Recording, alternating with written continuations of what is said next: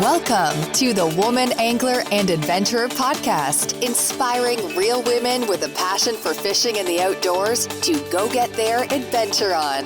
Now, here's your host, Master Captain Angie Scott. Welcome to another episode of the Woman Angler and Adventurer Podcast. If this is your first time finding us, we're so glad you're here. This week, we're collaborating once again with our friends from the Fish Nerds podcast as the Crappie Hippie John King from Glasswater Angling catches up on the latest from young Rosie from Rosie's Bait and Tackle. Last time we shared a conversation between John and Rosie was back on episode 292. So I'm excited for you to get to hear the latest of what she's been up to, including a new fly dubbed the Game Changer that you're going to want to hear all about, and an exciting new role for Rosie as the kid correspondent for the Fish Nerds.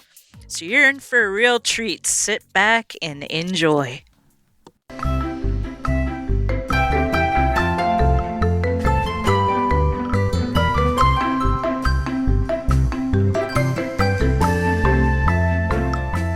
Hey everybody, it's Crappie Hippie here, your tree-hugging redneck from eastern Kansas, and in Glasswater Studios right now, right here and now, I have the incredible Rosie from Rosie's Bait and Tackle with her dad Hugh, and we're going to talk about her fly tying exploits as of late and a few other things that she's got going on. Hello, Rosie, how you doing? I'm good, thank you. And how are you, Mr. Crappie Hippie? I'm doing all right. Yeah, I'm in here. Well, I'm doing 110% better because I'm talking to the Cliftons, who are my favorite people, and so it can only help but get me going and get me in a happy mood. And also, we're going to talk about fishing stuff. So, what could be better, right? I don't know. What could be better than fishing? Yeah, that's it. I have no idea. I don't think there's anything better. Okay, now I don't know where to start because you've been posting on Instagram, and this is at Rosie's Bait and This is at Rosie's Bait and Tackle on Instagram. You can check out all these things that Rosie's up to, whether she's out catching fish or she's tying flies or jigs or making rods. This young lady does it all. She is also our new kid correspondent for the Fish Nerds podcast. So we will be checking in with her from time to time throughout the year. And here is one of her first reports because she has been tying a new fly. And this is a relatively new pattern to me, and I think maybe to a lot of people. But it's an articulated fly with incredible action. It also, Jeff Donaldson, our fly fishing guy, tells me it's very hard to tie, very labor intensive, and yet her version is absolute dynamite. You get on Instagram, you watch this thing swim, you're going to want one. And so, Rosie, what is the name of this new articulated fly that you put on Instagram a while back? And I contacted you and I wanted to know more about it. What is it called? It is a special kind of game changer that we use both dubbing and foam along with the main body called with chenille. We do different colors. We could do just about any color. Okay, well, what's selling well, or what are your favorite colors to tie, or what colors do you think are most effective in a game changer? Well, I'd recommend maybe a blurple. A blurple. One of my favorites. And blurple is what color? Both black and purple. Black and purple. That sounds like a very effective combo for steelhead and largemouth black bass both. What does it work on in the saltwater? It's really good with stripers. With stripers. All right. Well, I'm getting a solid black one from you for fishing for bass, because around me, they like to eat little muskrats, little mice and stuff that go swimming across the top. And then when it gets super hot in the summertime, we go out at night and we can fish for them at night. And you love to have a black pattern for doing that. So if someone wants one of these game changers, how do they get hold of you, Rosie? They can send us a message on Instagram. There you go. Message her through Instagram. Once again, that's at Rosie's Bait and Tackle on Instagram. And how much is a game changer? $15. $15 sounds like a bargain to me, because believe you me, Jeff Donaldson loves to tie flies like nothing else. He's almost as crazy about it as you. And he says, by golly, those things take him almost an hour just to tie one. So I think that's more than fair. I can't wait to get mine. Okay, now there's another fly that you've been tying, and I saw demonstrated, and I had to get one from you. It's called the Gurgler. What is a Gurgler? A gurgler has a tail, which can be different material, but the main part of it that makes it a gurgler, which does water disturbance, is two pieces of foam. Okay, can you describe that foam on top for our listeners? Because this is just for ears only. So we have to create our pictures with words. Can you kind of describe it? How does it make the gurgling noise? Or do I have to stand there on shore going gurgle, gurgle, gurgle, gurgle, gurgle, gurgle while I fish it? Or do I have to, does the lure do it for me? It floats on top of the water, and it makes a gurgling sound as you retrieve it because of the two pieces of foam. Well, that sounds fantastic. This is another one I'm just know is going to be great for largemouth black bass. Now, what do you use a gurgler for? And you can't say striped bass unless it's the truth. You can't use it for striped bass. It can be a replacement for poppers, I think. Yeah. It's the disturbance is just a little different. It is more of a bubbly blurpy rather than pop, pop, pop. Yeah. I'm just stoked as heck, and I want to get a bigger one from you for bass, and then I want an itty bitty one for fishing for small bass and bluegill. I know bluegill kind of run small in your world, kind of a bait fish probably to you, but to me, I just love to catch them. Have you ever caught a bluegill or a sunfish, like a pumpkin seed or anything? Yep. So you know they fight hard. Yep. And they fight hard. Do you have a little rod, like a 3-weight, 2-weight, something like that, to go play around with a little fish? I have a 4-weight. 4-weight, that's just fine. That's just fine. Catch them on a 5-weight too. I had this idea that you could tie a fly for me for catching gar. Have you ever caught a gar? No, I've never gone fishing for them.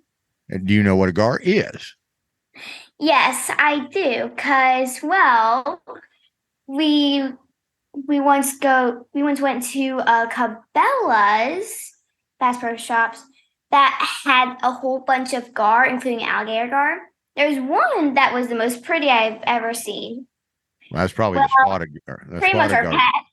Yeah. Well, I all right. named So her Shelly. you named her what? Shelly. Sally the gar. That's fantastic. No, sorry, Shelly.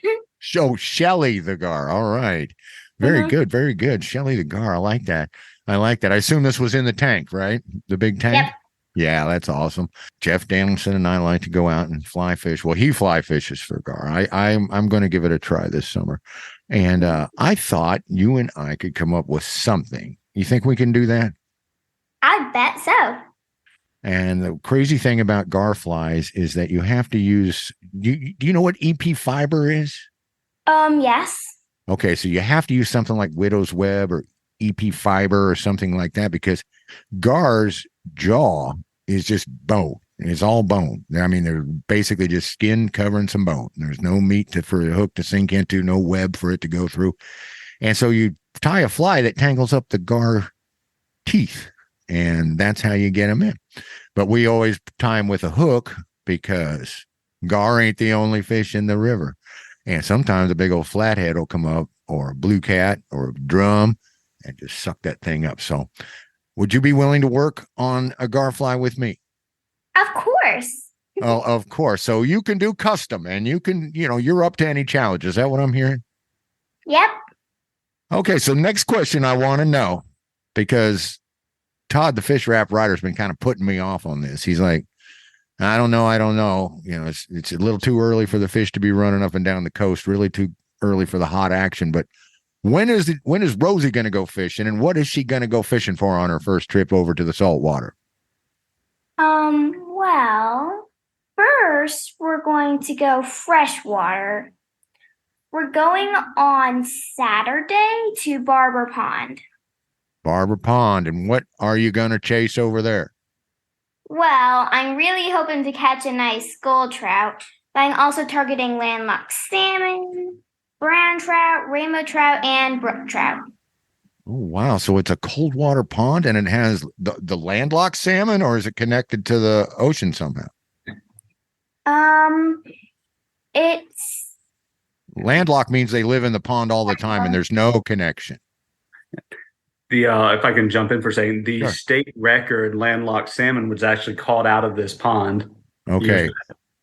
What y'all call a pond is a little different than what we call a pond in Kansas, because we don't have the true limnology. Like, I know the first pond somebody took me on in New Hampshire was 165 acres. And I'm like, well, this is a lake.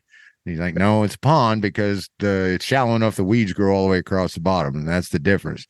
Whereas in Kansas, it's just ponds are almost all man-made. And they're generally 1 to 5 acres. So a lot smaller water, a lot more contained. So this sounds like a heck of a good, fun time. I wish you well.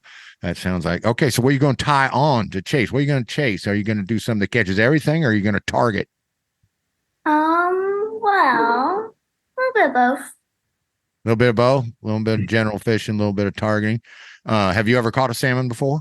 Yeah. Yeah? I heard they're hard fighters. Is that right? Hard fighters? They like to jump? Yeah, but it was a little guy. Hey, sometimes those little guys can be the funnest. You're talking to a bluegill fisherman over here, okay? I say as long as they give it their best, I'm all over it. So, and believe me, some people just want to check that box on their list. Starting off with a small one sounds just a-okay to me.